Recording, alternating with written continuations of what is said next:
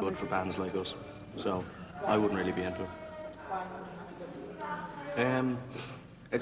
It's just one of those things where if you get that big that quick, you tend to get unpopular that quick as well. You just never stick around. Major labels are also a lot more interested in money. Labels have been able to deliver very, very well in terms of the Irish market, especially small independent labels, but they haven't been able to get the releases out in England, and that's something that we're very keen to do. I think the thing about Dow Wormholes, I'm still getting used to calling them Dow Wormholes instead of Wormhole. The thing about them is they are very off the wall, so in a way it suits them better to have friends putting out the records where there's not huge expectations of them making kind of commercially orientated music.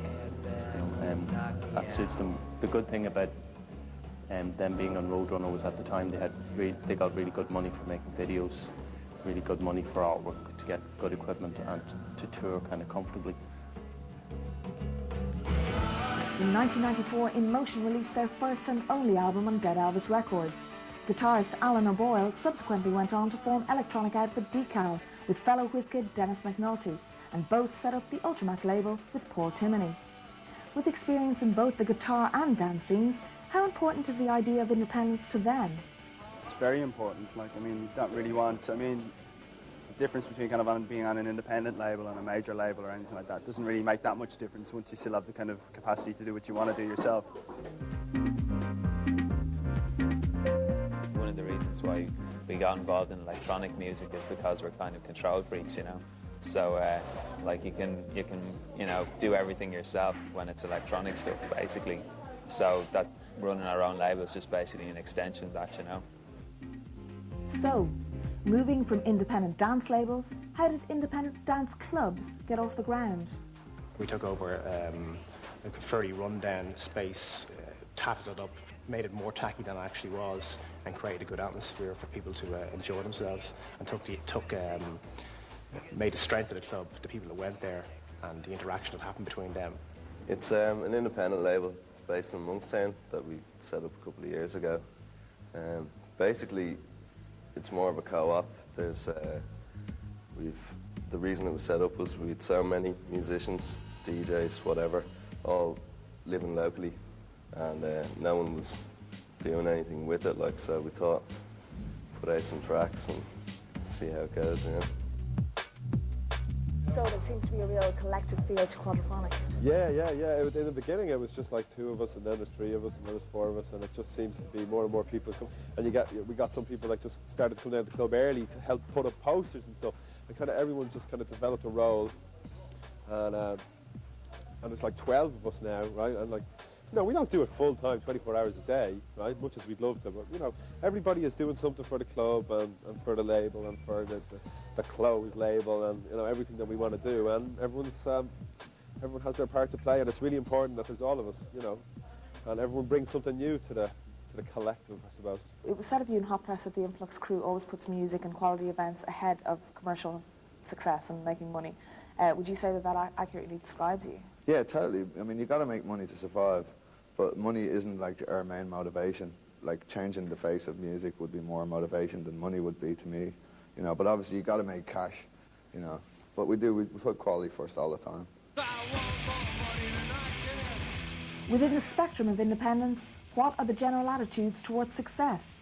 Are money and artistic integrity mutually exclusive, or is financial and commercial success an objective? Well, nobody likes to be broke. Well, I don't anyway.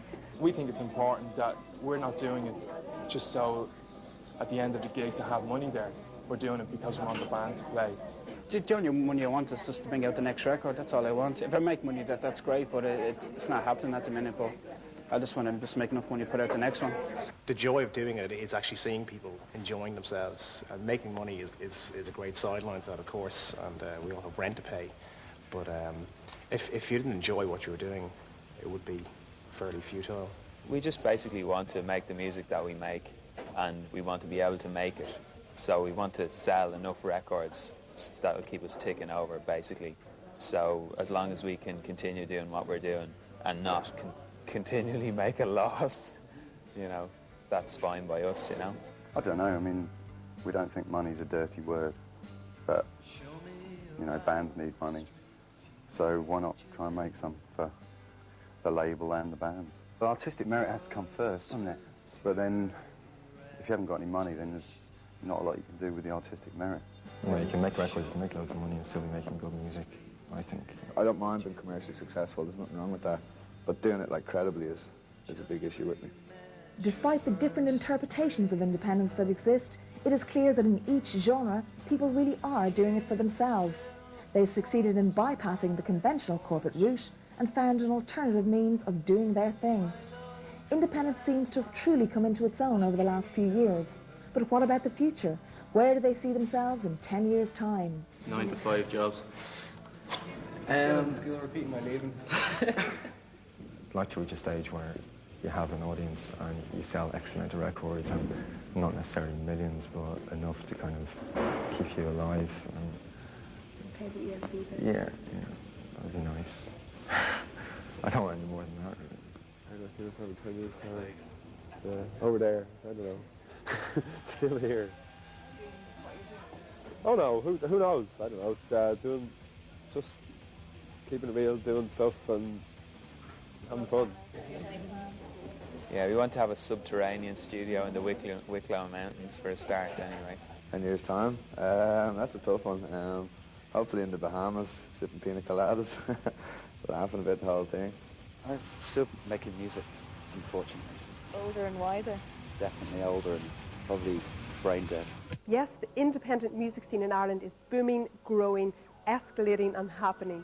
Smaller bands are discovering that it does not have to be an expensive ordeal to shoot a video.